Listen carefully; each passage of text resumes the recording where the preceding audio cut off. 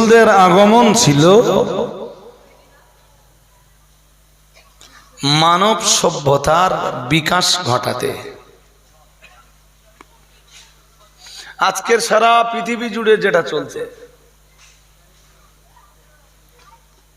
এইটাকে যদি সভ্যতা বলা হয়, আজকের পৃথিবীতে যেগুলো চলছে এইগুলো যদি সভ্যতা বলা হয়, তাই বলবো পৃথিবীতে অসভ্যতা আর কিছু নেই। নবী রাসূলদের পৃথিবীতে কাজ কি ছিল? একটা সুসভ্য জাতি উপহার দেওয়া। সুবহানাল্লাহ বলুন, আর একটু মন খুলে বলুন। এবার এই তিনটে কথা আগে ঠিক করে নেন, মুখস্থ করে নেন, তারপর রস পরে করতেছি। ওয়াজ আমি একে দিনে না, এই তিনটে কথার উপরে ওয়াজ করে আমি শেষ করতে পারবো না। এক, নৈতিক চরিত্রের অবক্ষয় বা চারিত্রিক অবক্ষয় রোধ, প্রতিরোধ। আপনি ইতিহাস ঘেটে দেখুন, আপনি কোরআনুল কারীম ঘেটে দেখুন, কোরআনুল কারীমে তাই বলা আছে।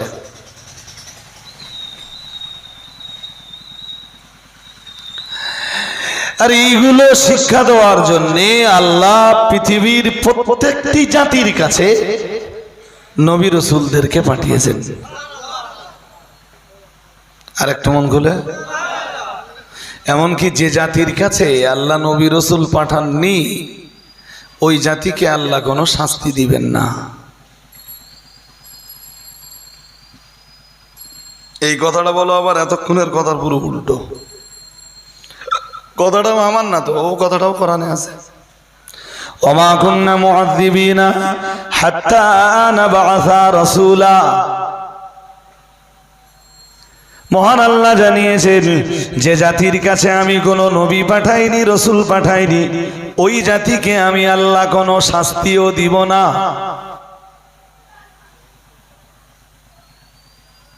তাহলে তো আর ব্যাংপুকুরের লোক শাস্তি পাবে না। এদের কাছে নবীও আসেনি, বলুন ব্যাংপুকুরে কোনো নবী এসছে? আর কথা বলে না, এসছে? তাহলে ব্যাংপুকুরের লোক যা ইচ্ছা তাই করবে, কোনো শাস্তি পাবে না। আশপাশের যত গ্রাম আছে, এদিকে পাইকপাড়া, রামনগর, এদিকে ইধার শেরপুর, পিফা, এদিকে চণ্ডীগড়ি, ওদিকে ট্যাটরা, কাছারাটি, ভ্যাবলা, যত গ্রাম আছে, কোন গ্রামে তো নবী রাসূল আসেনি। তাহলে এর মানে এইটা দাঁড়ালো এরা কেউ শাস্তি পাবে না, যাই করুক কোনো শাস্তি এদের নেই। এটা ঠিক যে এদের কাছে কোনো নবী রাসূল আসেনি, কিন্তু এটাও ঠিক যে নবী রাসূলদের রেখে যাওয়া সেই মেসেজগুলো ব্যাংপুকুরের মানুষদের কাছে পৌঁছে দিয়েছেন হাক্কানি রব্বানি আলেমরা। না বাকি আছে? আরে কথা বলেন, এবার কথা বলবেন তো। পৌঁছে গেছে না বাকি আছে? সুতরাং শাস্তির হাত থেকে এরা রেহাই, শাস্তি পাবে না কারা?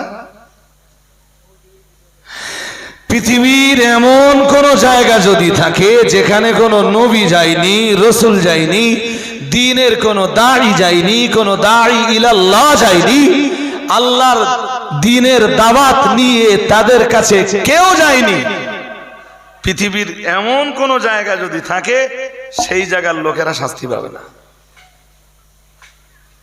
এরপরও বলছি, তারা নামাজ না পড়লেও তাদের অন্তত এইটা স্বীকার করতে হবে, এই মহাবিশ্বকে দেখে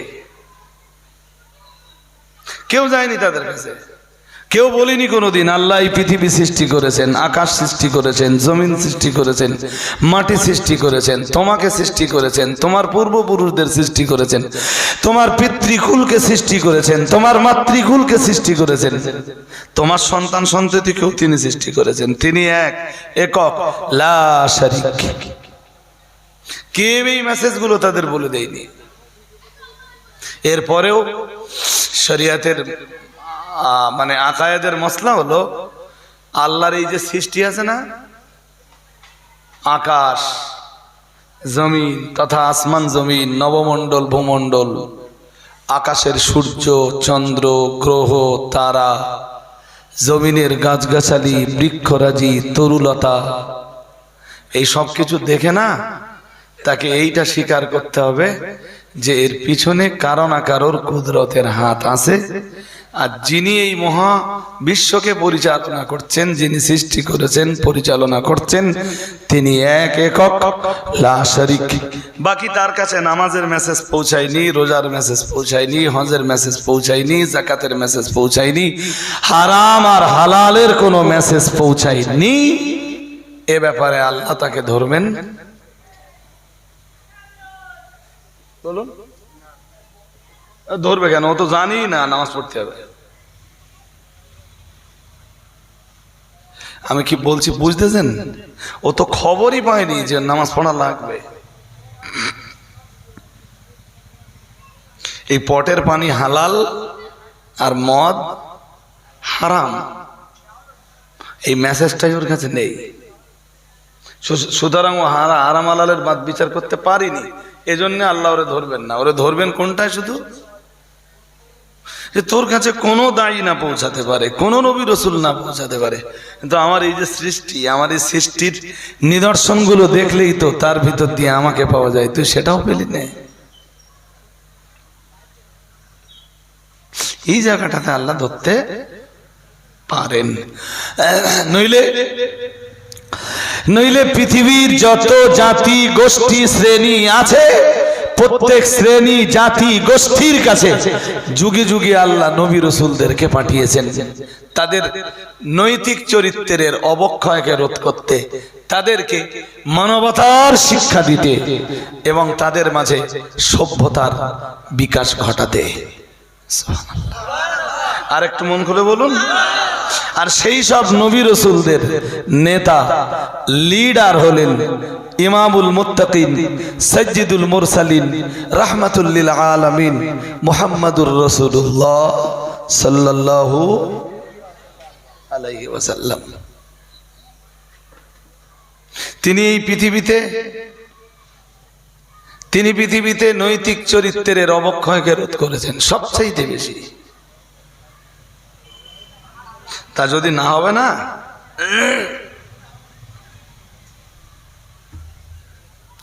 চরিত্র যদি কারো ধ্বংস হয়, কারোর যদি নৈতিক চরিত্রের অবক্ষয় ঘটে, অবনতি আসে, ওর জন্য জাহান্নাম। শুনছেন? চরিত্র এমন জিনিস যেটা ধ্বংস হলে কি জাহান্নাম।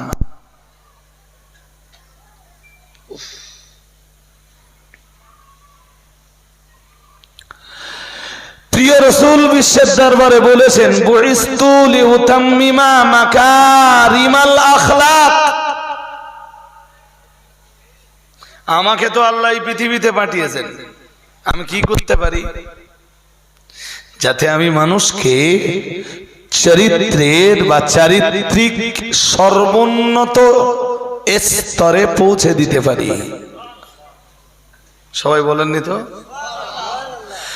আমাকে আল্লাহ এই পৃথিবীতে পাঠিয়েছেন যাতে আমি মানুষকে চরিত্রের সর্বোন্নত জায়গাতে পৌঁছে দিতে পারি। এবার সুবহানাল্লাহ বলেন।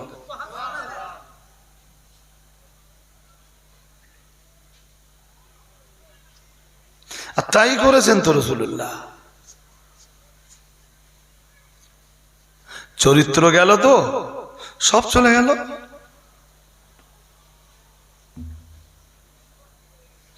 তিনি পৃথিবীতে যদি না আসতেন, এই পৃথিবীর মানুষ নিজেকে মানুষ বলে পরিচয় দিতে কোনো কন্ডিশনই ছিল না। আপনারা আগেই তো বলেছেন, আমার কথা বুঝে উত্তর দিয়েছিলেন যে আসলে এই সুরতটা মানুষ না, এই সূরাতের আড়ালে আর একটা কিছু আছে, সেইটাই হলো কি? সেটা কি? আচার আচরণ যদি কুত্তার চাইতে খারাপ হয়, জন্তু জানোয়ারের চাইতে খারাপ হয়, পশুর চাইতে খারাপ হয়, কিসের মানুষ?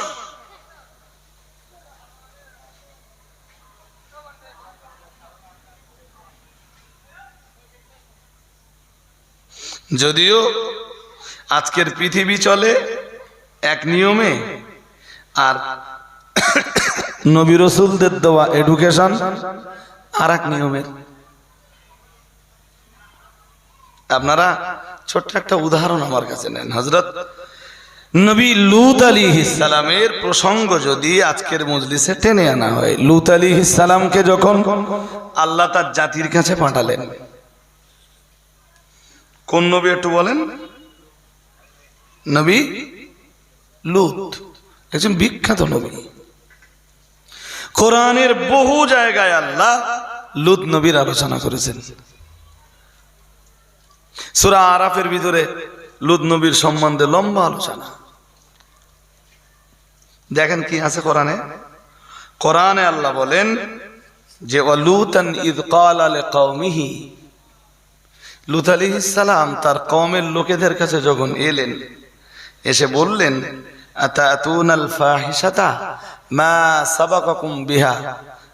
সাবাকাকুম বিহা মিন আহাদিম মিনাল আলামিন। এইটুকু কথা আগে ছোট্ট করে বুঝে নেন কি আছে ওতে। লূত আলাইহিস সালাম বললেন আতাতুনাল ফাহিশাতা, বললেন তোমরা এমন একটা অশ্লীলতা মানুষের কাছে নিয়ে হাজির হলে, তোমরা এমন একটা ফাহেসা কাজ পৃথিবীতে শুরু করলে। এইগুলো না শুনলে আপনারা কথা বুঝবেন না। বলো, আগে শুনতে হবে এইগুলো। আর আমি এই যে কথা বলছি এও তো কোরআন থেকে। বললেন আতাতুনাল ফাহিশাতা, তোমরা এই যে নোংরামির প্রচলন করলে, মা সাবাকাকুম বিহা মিন আহাদিম মিনাল আলামিন। মহান আল্লাহ বললেন হযরত নবী লূত আলাইহিস সালাম তার জাতির কাছে দাঁড়িয়ে বলেছিলেন, তোমাদের আগে পৃথিবীর কেউ তো এই নোংরামি শুরু করেনি,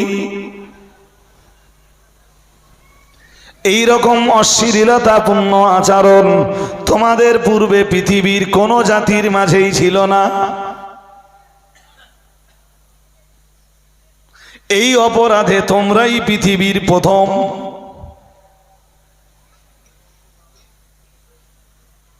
কি সেই অপরাধটা? কি সেই তাদের সেই নোংরামি? পরের আয়াতে আল্লাহ বলেন ইন্নাকুম লাতাতুনার রিজালা শাহওয়াতান। মহান আল্লাহ জানিয়েছেন হযরত নবী লূত আলাইহিস সালাম তার জাতির কাছে বলেছিলেন ইন্নাকুম লাতাতুনার রিজালা শাহওয়াতান। হযরত নবী লূত আলাইহিস সালাম বলেছিলেন, তোমরা পৃথিবীতে নতুন যে নোংরামিটা শুরু করেছো সেটা হলো তোমাদের যৌবনের চাহিদা নিবারণ পুরুষের কাছে। নাউজুবিল্লাহ, একটু জোর করে বলেন। তোমাদের যৌন চাহিদা নিবারণ পুরুষের কাছে, এ নোংরামি লূত নবী বললেন পৃথিবীর ইতিহাসে ইতিপূর্বে কখনো বলুন ছিল না, এই ফার্স্ট। এই ইন্নাকুম লাতাতুনার রিজালা শাহওয়াতান মিন দুনিন নিসাই, তোমাদের যৌন চাহিদাকে পূর্ণ করার জন্য আল্লাহ পাক মেয়েদেরকে সৃষ্টি করেছেন। তোমরা তাদেরকে বিবাহের মাধ্যমে তোমরা তাদেরকে বৈবাহিক বন্ধনের মাধ্যমে নিজেদের স্ত্রী বানিয়ে তোমাদের জীবনের চাহিদা নিবারণ করতে পারো। ওটাই ছিল পৃথিবীর বৈধ পন্থা, কিন্তু তোমরা সে পন্থাকে ছেড়ে দিয়ে নতুন নোংরামিতে নামলে।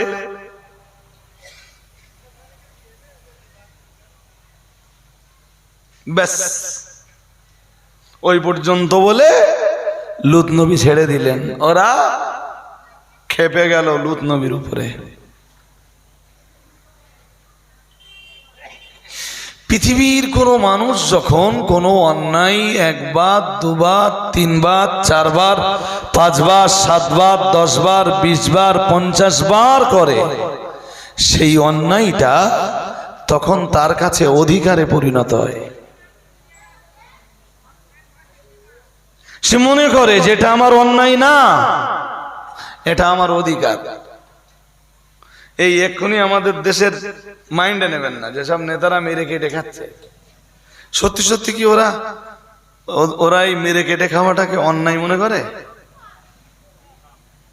হ্যাঁ না কিছু বলতে চান, আমি মস্ক করবো কি বলবেন? তো এত নীরব কেন আপনারা?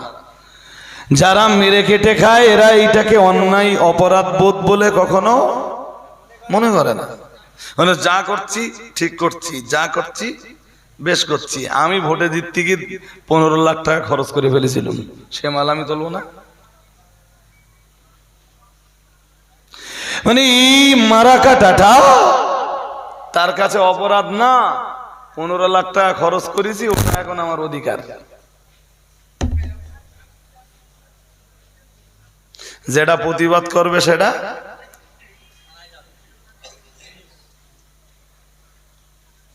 বলুন বলুন না, চোখে দেখেন না, না ভয় পাচ্ছেন কে জানি, যদি আবার ধরে টরে। এ তো দেশ জুড়ে চলতেছে। যে প্রতিবাদ করবে, মেরে কেটে খাওয়ার যে বিরুদ্ধে আওয়াজ তুলবে, সেটা মার তো খাবেই। আরো কি কি হতে পারে সেটা আমি এক্ষুনি বলতে পারবো না, তার আন্দাজ আমি এক্ষুনি দিতে পারবো না। এটাও হতে পারে হয়তো ইমাম হোসাইনের মতো তলোয়ার নিয়ে তাকে ময়দানে নামতে হবে। এটাও হতে পারে যে ইমাম হোসাইন তবু কিছুদিন সময় পেয়েছিলেন এজিদ বাহিনীর কাছে, হয়তো বর্তমান যুগের এই এজিদরা সেইটুকু সময়ও তারে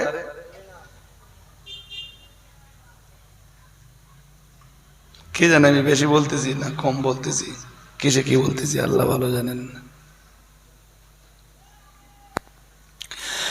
মানুষের অধিকার বুঝে দেওয়াটাই ছিল পৃথিবীতে হযরত মুহাম্মদ সাল্লাল্লাহু আলাইহি ওয়াসাল্লামের দায়িত্ব।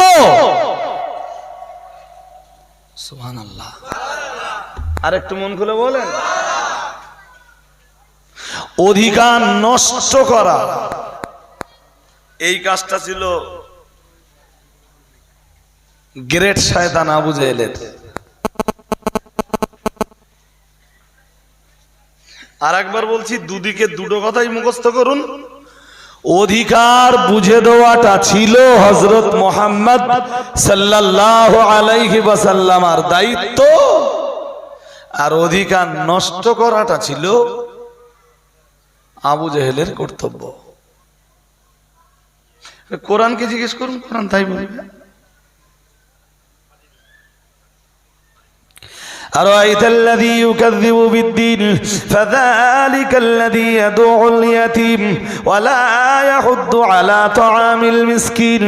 মহান আল্লাহ জানিয়েছেন أرأيت الذي يكذب بالدين, আল্লাহ পাক রব্বুল আলামিন জানিয়েছেন ও নবী আপনি কি ওই মানুষটাকে দেখেছেন যে মানুষটা মিথ্যারোপ করে কিয়ামতের দিবসকে, যে মানুষটা মিথ্যারোপ করে প্রতিফল দিবসকে।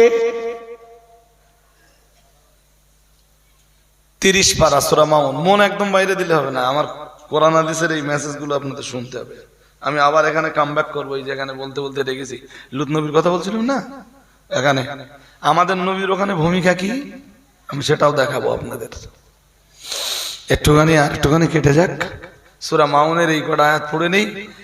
আল্লাহ পাকের কোরআন জানিয়েছে আরাইতাল্লাযী ইউকাযযিবু বিদ্দীন, ও নবী ওই মানুষটাকে কি আপনি দেখেছেন যে মানুষটা প্রতিফল দিবসকে মিথ্যারোপ করে। প্রতিফল দিবস মানে ইয়াউমুল জাযা, কারোর পুরস্কার আর কারোর তিরস্কার পাওয়ার দিন। যেদিন আল্লাহ কারোর জন্য জান্নাতের ফয়সালা দেবেন, কারোর জন্য জাহান্নামের ফয়সালা দেবেন। আল্লাহ বললেন, নবী এইটা যেদিন আমি দিব, আল্লাহ বললেন, ও নবী, তো এই প্রতিফল দিবসকে যে লোকটা অস্বীকার করে, আপনি লোকটারে দেখেছেন? আর আইতা, আপনি কি দেখেছেন? নবীকে জিগাচ্ছেন আল্লাহ।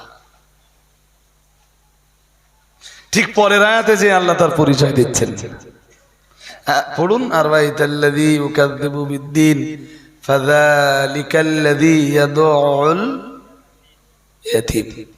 মানে আচ্ছা, আপনাদের কিচ্ছু বুঝতে হবে না, ইয়াতীম শব্দটা আছে তো? আরে হ্যাঁ না জোর করে বলেন, আছে? আল্লাহ মানে বলতেছেন, বললেন সে কিয়ামতের দিবসকে, প্রতিফল দিবসকে অস্বীকার করে বলেই এতিমদেরকে দূর দূর করে তাড়িয়ে দেয়। এতিমের অধিকার নষ্ট করে। সে প্রতিফল দিবসকে অস্বীকার করে বলেই তো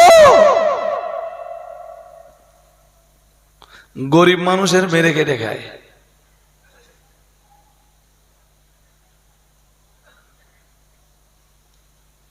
তাফসীরকারকদের কেউ কেউ বলেছেন, এই আয়াতে আল্লাহ যেই লোকটার দিকে ইঙ্গিত করতেছেন সেই লোকটা আবু জাহেল।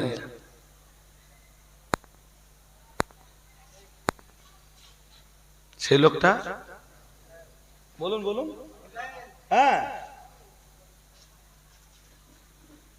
তাহলে এখান থেকে কি পাওয়া গেল?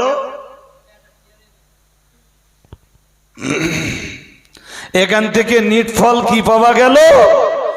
মেরে কেটে খাওয়া। বলতে হতো আপনাদের, কার কাজ? হ্যাঁ বেশ, আবু জাহেলের চরিত্র বেশ। এরম আবু জাহেল যদি আমরা খুঁজি আমাদের পাড়ায় পাবো না?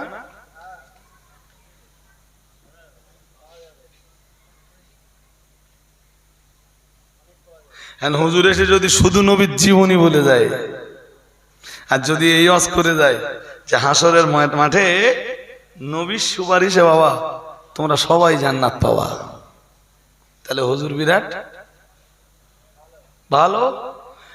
নবীর চারিত্রিক বৈশিষ্ট্য আর পাশাপাশি আবু জাহেলের নিকৃষ্ট চরিত্র যদি দুটো পাশাপাশি তুলে ধরা হয়,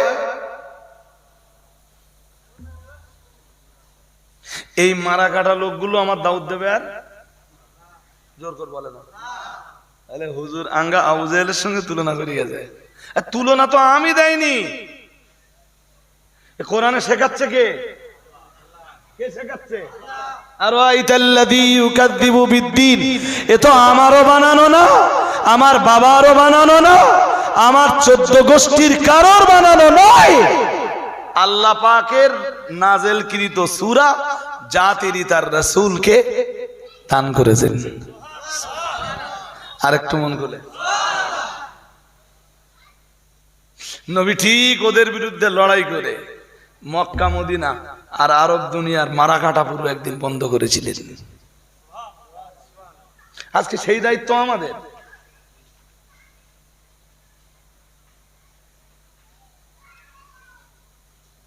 কে করবে এই দায়িত্ব? কে পালন করবে?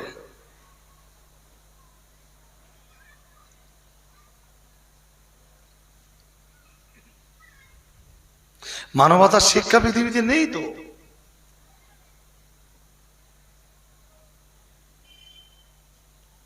হাদিসে এসেছে আল্লাহ পাকের রাসূল জানিয়েছেন, আনা ওয়া কাফিলুল ইয়াতীমি কালহাতাইনি ফিল জান্নাহ, ও কামা ক্বালা আলাইহিস সালাম মুহাম্মাদুর রাসূলুল্লাহ সাল্লাল্লাহু আলাইহি ওয়াসাল্লাম। কোন একদিন এই রকম দুইটি আঙ্গুলি উঁচু করে বললেন, ও আমার সাহাবীরা মনে রাখো, আমি মুহাম্মাদুর রাসূলুল্লাহ সাল্লাল্লাহু আলাইহি ওয়াসাল্লাম, আমি আল্লাহ পাকের নবী বলছি, আনা ওয়া কাফিলুল ইয়াতীমি কালহাত হাতাইনি ফিল জান্নাহ। আল্লাহ পাকের রাসূল জানিয়েছেন আমি এবং এতিমের তত্ত্বাবধানকারী এই রকম দুইটি আঙ্গুল উঁচু করে বললেন, এই দুটো আঙ্গুল যেমন কাছাকাছি আমি মুহাম্মাদুর রাসূলুল্লাহ সাল্লাল্লাহু আলাইহি ওয়াসাল্লাম আমি এবং এতিমের দেখভালকারী আমি এবং এতিমের তত্ত্বাবধানকারী আমরা ওই রকম জান্নাতে পাশাপাশি থাকবো। এই ছেলে শোন এদিকে, এই বসেছিলি হঠাৎ তোর কিসে কামড়ালে? হ্যাঁ কোথায় পড়িস, কোথায়? নলডি পড়ে। এই মজলিসের আদব জানো না?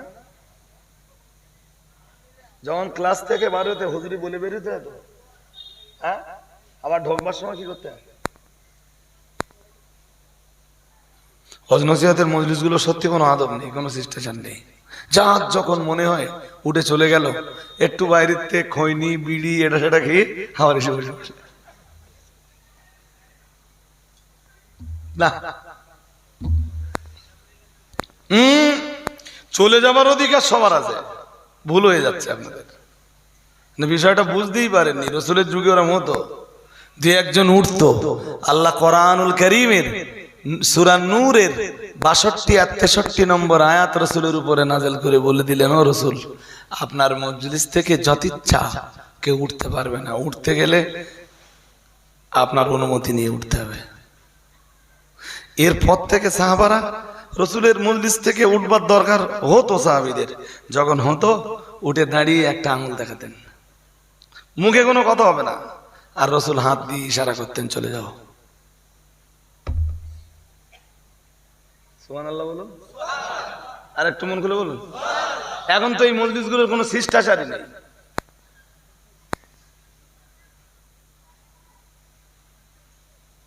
আমি না খুব বিরক্ত হই ভাই, মাঝখান থেকে কেউ যদি উঠে পড়ে, হয় ও আমার কথা বুঝতে পারতেছ না, আর নইলে আমার অজর ভাল লাগতেছ না। চলুন আমরা আর এক ধাপ আগাই। আর আমার এই যা বলছিলাম আমার আর ব্রেনে নেই, কি বলছিলাম মনে করতে না, কি বলছিলাম?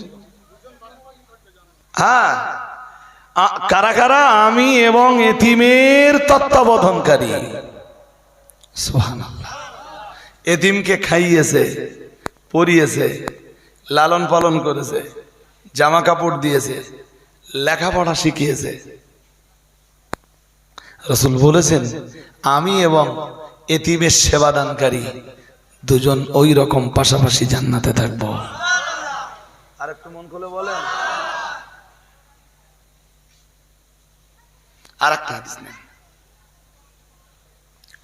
আল্লাহ পাকের রাসূল আবার জানিয়েছেন, तमाम বিশ্ববাসীকে জানিয়েছেন, as-সাঈ আলাল আরমালাতি কাল মুজাহিদি ফি সাবিলিল্লাহ আও কামা ক্বালা আলাইহিস সালাম মুহাম্মাদুর রাসূলুল্লাহ সাল্লাল্লাহু আলাইহি ওয়াসাল্লাম।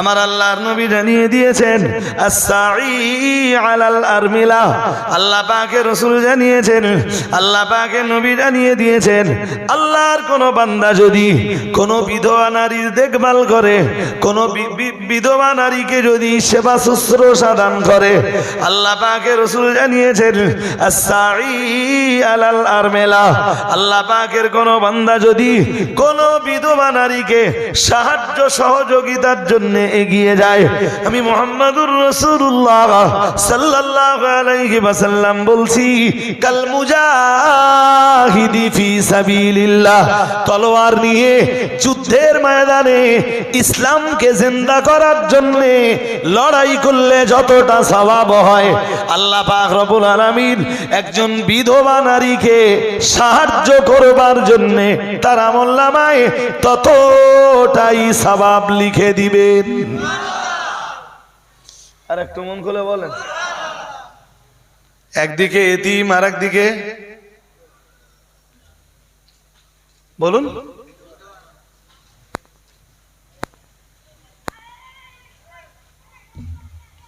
আমার এই ওয়াজ না, আমার এই ওয়াজ এখন মানানশীল নয়, আমার এই ওয়াজ মানানসই নয়।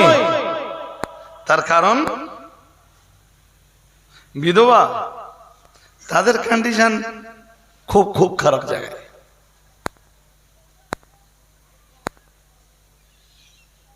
আশপাশে এত গ্রাম আছে, কোন গ্রামের মানুষ আছে যারা বিধবার খোঁজ খবর নেয়?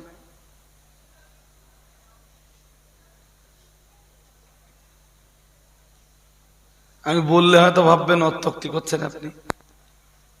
মেয়ে ছেলে রাস্তার কাজ করতে যায়, ঝুড়ি ঝুড়ি, মেয়ে ছেলে 100 দিনের কাজ করতেছে, জব কার্ড।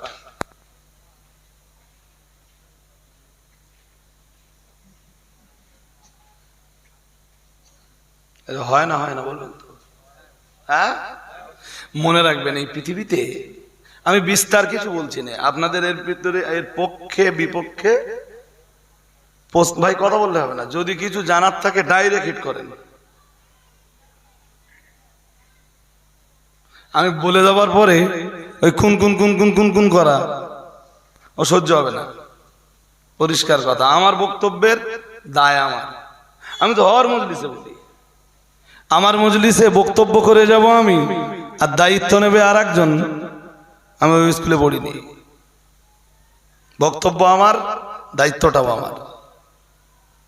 এই পৃথিবীতে আল্লাহ নারী আর পুরুষকে একই রকম করে বানাননি, এবং একই দায়িত্ব আল্লাহ দেন। নারী যেটা পারে পুরুষ সেটা পারে না, আর পুরুষ যেটা পারে, বলুন বলুন, এখন তো বিশ্ব জুড়ে একটা আওয়াজ উঠেছে, সম অধিকার। কি অধিকার? তা তারা যে সম অধিকার নেবে, দেহের যন্ত্রপাতি তো সব একরকম না।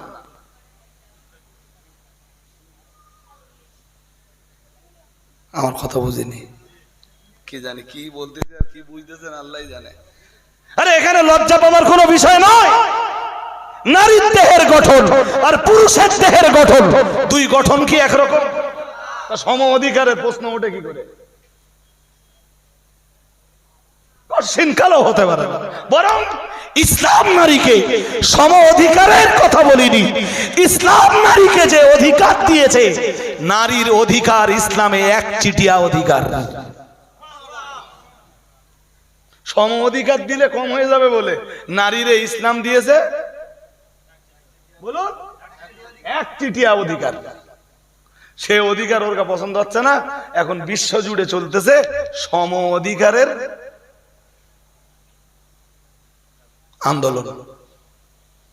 আর এই আন্দোলনটা বেরিয়েছে ইহুদিদের বেরন থেকে।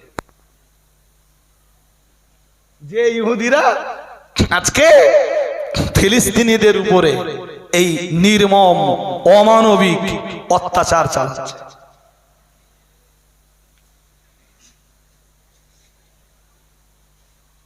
সম অধিকারের নামে নারীরে যদি ঘরের ভিতর থেকে বাইরে না আনা যায়, তো ইচ্ছা মতো নারীকে ভোগের সামগ্রী বানানো যাবে না। ওদের বলতে তো হবে যে অফিসে চাকরি করার অধিকার যদি আমাদের থাকে, তো তোর গাও তোদেরও আছে।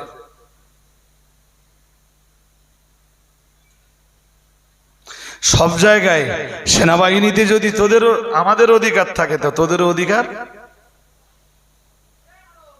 আছে।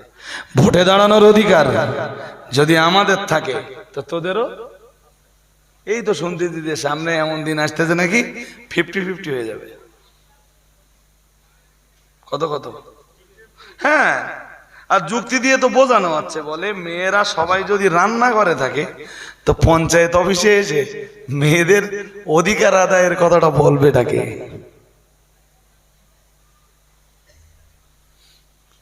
নবী রাসূলদের চিন্তা পৃথিবীতে এইরকম ছিল না।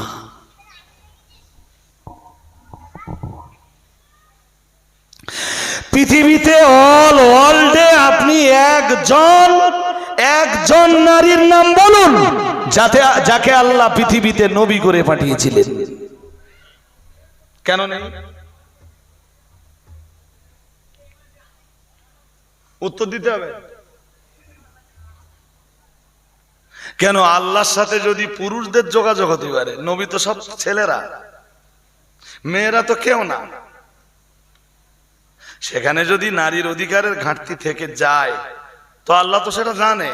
তো একজনকেও তো নবুয়ত দিতে পারত যে তুমি যেগুলো সোজা হয়নি এবার সেগুলো সোজা করে দাও।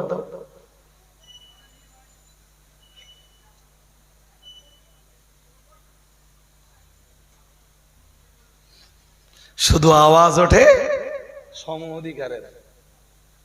কিসের আওয়াজ? জোর করে বলেন। আমার ছেলেও আছে, মেয়েও আছে।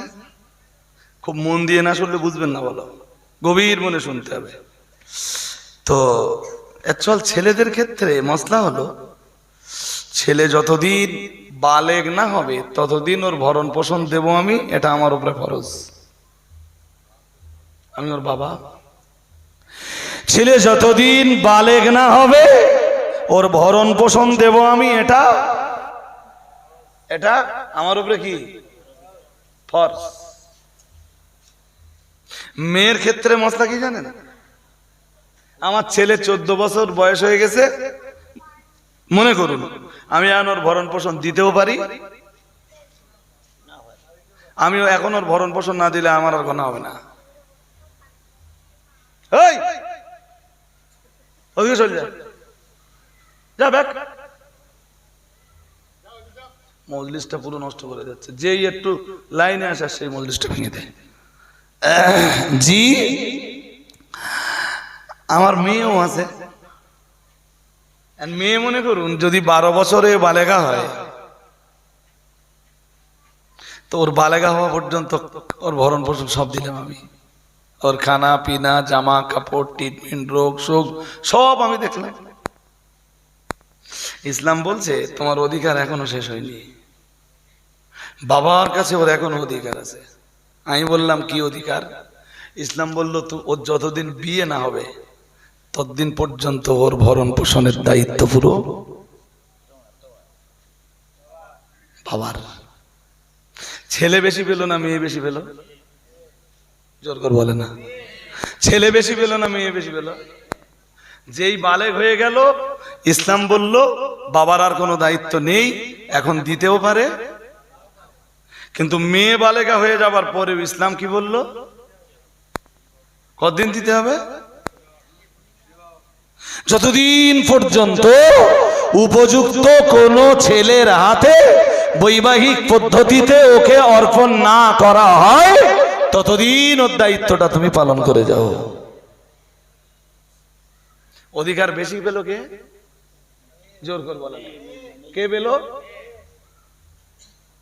তাহলে সমান অধিকার যদি হয় তাহলে ছেলের যদি 14 বছর বয়সে ছেড়ে দিতে হয়, মেয়েটারও 12 বছর বয়সে যেই মেয়ে বালেগা হয় বাবার দায়িত্ব শেষ। এবার তুই কোথায় যেয়ে খাবি ভাব। অধিকার সমান।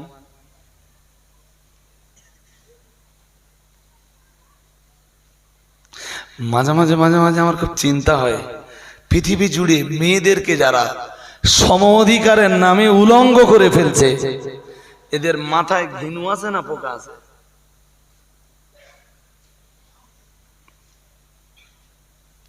আল্লাহ পাকের কোরআন জানিয়েছে ওয়াতুহুন্না উজুরাহুন্না ফারিদা। মহান আল্লাহ জানিয়েছেন বিবাহের সময় আল্লাহ পাক রব্বুল আলামিন পুরুষদেরকে নির্দেশ দিয়েছেন তোমরা তোমাদের স্ত্রীদেরকে মোহরানা দাও।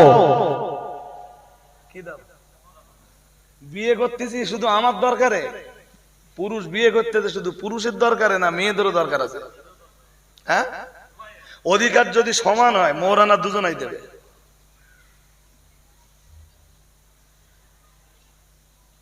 আরে হ্যাঁ না বলবেন তো? আমার যুক্তি যদি মন্দ হয় কেটে দেন। বিয়ে যদি করার পুরুষ হিসাবে আমার দরকার থাকে তো ওর দরকার আছে না নেই?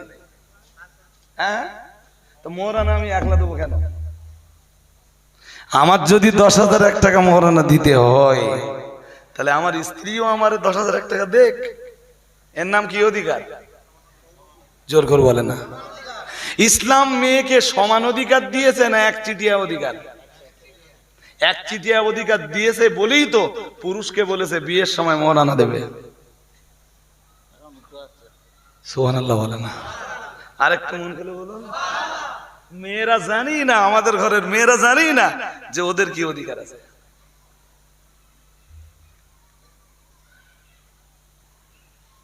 সমান অধিকার।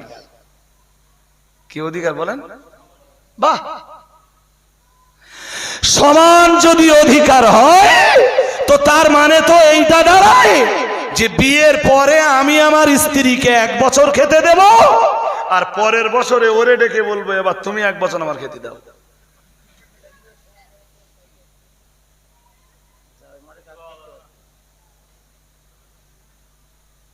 ভুল হয়ে যাচ্ছে নাকি? আমি সেলাই মেশিন ঠেলি ঠেলি ঠেলি ঠেলি শেষ হয়ে গেল।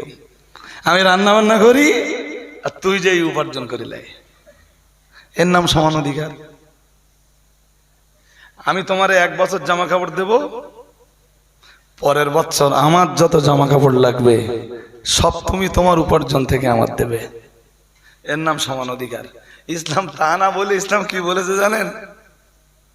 ইসলাম কি বলেছে জানেন? তুমি যা খাবে ওকে তাই খাওয়াবে, তুমি যা পরবা ওকে তাই পরিধান করাবে। তুমি যেরকম স্টাইল আর স্ট্যাটাসের পোশাক পরবা, তোমার স্ত্রীকে ওই রকম স্ট্যাটাস ওই রকম স্টাইলের পোশাক পরাও। আর একটু মন খুলে বলেন, অধিকার সমান হলো না একচিটিয়া হলো? হ্যাঁ, আমাদের ঘরের মেয়েদের পছন্দ হয়নি, বলে আমরা উপার্জন করতে যাবো। এবার এত কিছু দেওয়ার পরও আমাদের ঘরের মেয়েরা বললো আমরা রান্নাঘরের ভিতরে সীমাবদ্ধ থাকবো নি, আমরা রান্নাঘরের বাইরে যাব। কি করতে যাবা? তাহলে কামাই করতে। এক একজন কামাই করার এক একটা রাস্তা বেছে নিলে আমার সমাজেই খুলতে পারবে না। কিছু মেয়ে ছেলে তো আছে, তাদের কামাই হলো বিকেল বেলার দিকে খুব সাজসজ্জা করে যাবে, রাত 9টা 10টা 11টার দিকে বাড়ি আসবে। কিসের চাকরি করে আল্লাহ ভালো জানে।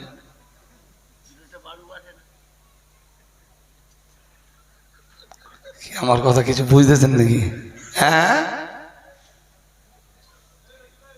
স্বামী জানে, পরিবার জানে, কি করে জানে, কারো টু শব্দ করার কোন রাস্তা রাস্তা হ্যাঁ, শোনা যাচ্ছে বসিরহাটে হোটেল ভাড়া করে রেখে দিয়েছে।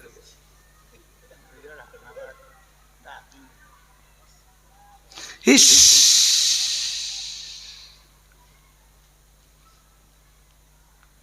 নারী পৃথিবীতে নারীর মতো থাকবে। কিভাবে নারী অবস্থান করবে? কোরআন এটা বলেছে, ওয়াকারনা ফি বুয়ুতিকুন্না, মহান আল্লাহ জানিয়েছেন মেয়েরা গৃহ অভ্যন্তরে অবস্থান করবে। সুবহানাল্লাহ। আর একটু মন খুলে বলেন, কোথায় অবস্থান করবে? বলেন বলেন।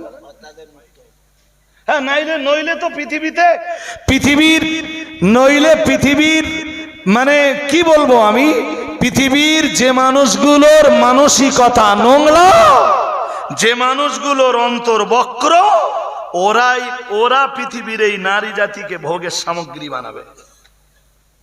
আর হচ্ছেও তো তাই। এই নারী আর পুরুষের সমান অধিকার এই আন্দোলন বলো আমাদের দেশে আগে শুরু হয়নি, আগে পশ্চিম দুনিয়ায় শুরু হয়েছে। ইউরোপে, আমেরিকায় নারীকে এই আন্দোলন শুরু করে নারীকে বাড়ির বাইরে বার করতে করতে করতে করতে আজকে ইউরোপ আর আমেরিকার কন্ডিশন দাঁড়িয়েছে, সেখানে শান্তি কোথায়? একটা বাচ্চা হলে আর বাবার কোনো পরিচয় নাও, সমান অধিকার এবার বুঝে।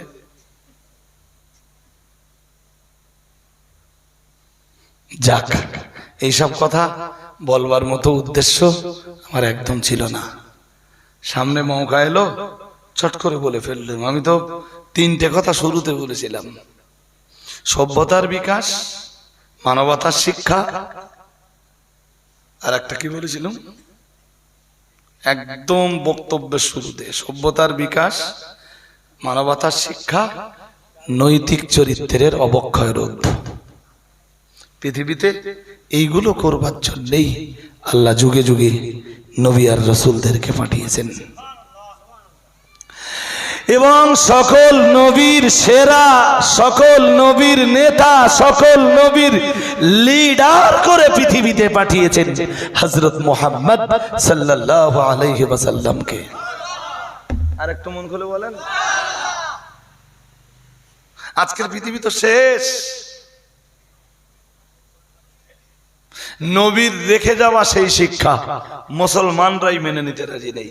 সালাম পড়ো, ঠিক আছে, দরুদ পড়তে বলো, ঠিক আছে, নবীর আদর্শ মেনে নাও, দ্যাটস ইম্পসিবল। আরে নবীর আদর্শ মেনে নিতে গেলে তো মারা কাটা বন্ধ হয়ে যাবে। তো চাঁদা কত দিতে হবে বল? তাহলে আপনার 5,000 টাকা ধরেছি, বা এত কম ধরলি কেন? 10,000 টাকা লাগে, আমি 10,000 টাকা দিই যা। মাগার এই আদর্শ টাদর্শ 1,500 বছর আগের নিয়ম নীতি ওসব এখন আর না। এখন আধুনিক পৃথিবীর দিকে তাকাও। আধুনিকতার নাম ইসলাম নয়। আমার দিকে আর একটুখানি, আমি আর বেশি কথা বলবো না। আধুনিকতার নাম ইসলাম নয়। 1,500 বছর না, 15,000 বছর চলে গেলেও ইসলাম ইসলামের জায়গাতেই থাকবে, ছিল, আছে, থাকবে। শরিয়াতের নিয়ম নীতি মুহাম্মদ সাল্লাল্লাহু আলাইহি ওয়াসাল্লাম আর রেখে যাওয়া এডুকেশন, তার রেখে যাওয়া শিক্ষার এক বিন্দু বিসর্গ পরিমাণ পরিবর্তন হবে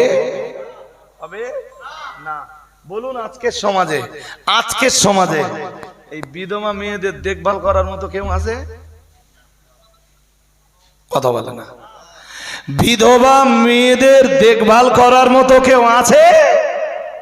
যা 2-1টা আছে, 25-26 বছর বয়সে ভাই মরে গেছে, কেউ যদি সাহায্য করে, ওরা একটা ধান্দা কিছু। কি আমি ভুল বলছি নাকি? হ্যাঁ, কিন্তু নবী বলেছেন নিঃস্বার্থভাবে, আস-সাঈ আলাল আরমিলাতি কাল মুজাহিদি ফি সাবিলিল্লাহ ও কামা কালা আলাইহিস সালাম। প্রিয় নবী মুহাম্মদুর রাসূলুল্লাহ সাল্লাল্লাহু আলাইহি ওয়াসাল্লাম নবী আমার জানিয়ে দিয়েছেন, আস-সাঈ আলাল আরমিলা কাল মুজাহিদ। আল্লাহ পাকের রাসূল জানিয়েছেন, কোন বিধবা নারীকে সাহায্য করার জন্য কোন মানুষ যদি এগিয়ে আসে নিঃশর্ত এবং নিঃস্বার্থভাবে, সেখানে ওই মহিলার কাছে কোন শর্তও থাকবে না, স্বার্থও থাকবে না। আল্লাহ পাকের রাসূল জানিয়েছেন, এরকম ভাবে কেউ যদি কোন বিধবা নারীকে সাহায্যের জন্য এগিয়ে আসে, আমি মুহাম্মদুর রাসূলুল্লাহ সাল্লাল্লাহু আলাইহি ওয়াসাল্লাম, আমি বিশ্ব নবী বলছি, কাল মুজাহিদি ফি সাবিলিল্লাহ, আল্লাহ রাস্তায় জিহাদ করলে যে সওয়াব হয়, আল্লাহ ওই মানুষটার আমলনামায় ততটা পরিমাণ সওয়াব লিপিবদ্ধ করে দেয়। জাফর তাইয়ার যখন শহীদ হলেন, জাফর তাইয়ার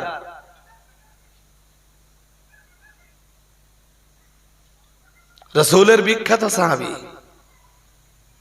উনি যখন মোতার যুদ্ধে শাহাদাত বরণ করলেন, মনোযোগ আছে? রাস্তার দিকে মন দিলে হবে না, বলো, গাড়ি টাড়ি যাবে আর মন দেবেন হবে না। তো রাসূলের প্রিয় সাহাবী জাফর তাইয়ার শহীদ হয়ে গেলেন। রাসূল তাদের শাহাদাতের খবরটা মসজিদে নববীতে বসে বসে বলছিলেন। তখনও যুদ্ধের ময়দান থেকে কেউ খবর দিয়ে যায়নি। রাসূল মসজিদে নববীতে বসে বসে বলছিলেন, এইমাত্র আমার সাহাবী যায়েদ বিন হারেসা শহীদ হয়ে গেলেন। পতাকা নিলেন জাফর তাইয়ার, জাফর শহীদ হয়ে গেলেন। পতাকা ধারণ করলেন আব্দুল্লাহ ইবনে রাওয়াহা। সুবহানাল্লাহ বলুন, আর একটু মন খুলে বলুন। শাহাদাতের খবর মসজিদে নববীতে বসে রাসূল তো কারোর কাছে পেলেন না, উল্টো রাসূল খবর অন্যদেরকে দিলেন, বললেন আমার জাফর শহীদ হয়ে গেছে। খবর দিয়ে কিছুক্ষণের ভিতরে রাসূলুল্লাহ জানতেন জাফরের ছোট ছোট বাচ্চা কাচ্চা আছে, জাফরের স্ত্রী আছে। একদম দেরি না করে রাসূলুল্লাহ জাফরের বাড়িতে চলে গেলেন। হযরত জাফরের স্ত্রী তখন ছোট ছোট বাচ্চাদের জন্য রুটি বানাচ্ছে, অনেকগুলো বাচ্চা জাফর তাইয়ারের। রাসূল কেঁদে ফেললেন, বাচ্চাগুলোকে দেখে রাহমাতুল লিল আলামিন কেঁদে ফেললেন, বাচ্চাগুলো এতিম হয়ে গেল।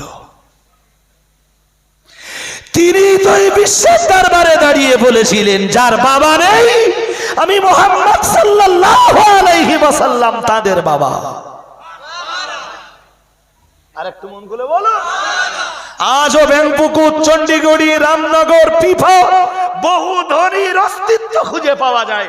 কোন গরিব মানুষ যখন মারা যায় তখন গ্রামের কেউ কোন ধনী কি এরকম খুঁজে পাওয়া যায় যে জানাজায় দাঁড়িয়ে বলে অমুক মারা গেছে তো কি আছে, সে মারা গেছে কিন্তু তার বাচ্চাগুলোর জন্য আজ থেকে আমি তাদের বাবা হয়ে গেলাম। বলার লোক আছে? আরে কথা বলতেছেন না কেন?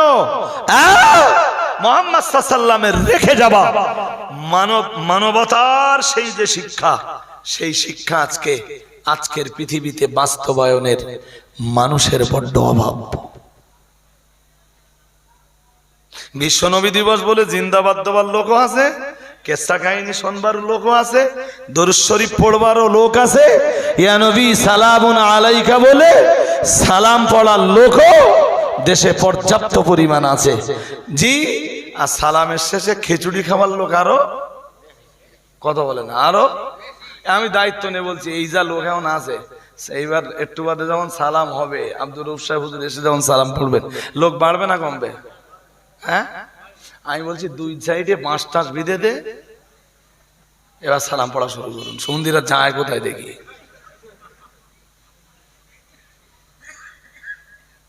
গেটে লক করে দেয় কেন? না না মানে ওদের নবী না, এদের যদি নবী হয় ওদের নবী না?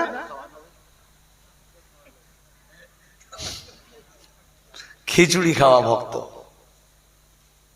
কেউ সালাম পড়া ভক্ত, কেউ বিরানিয়ার। বলুন বলুন।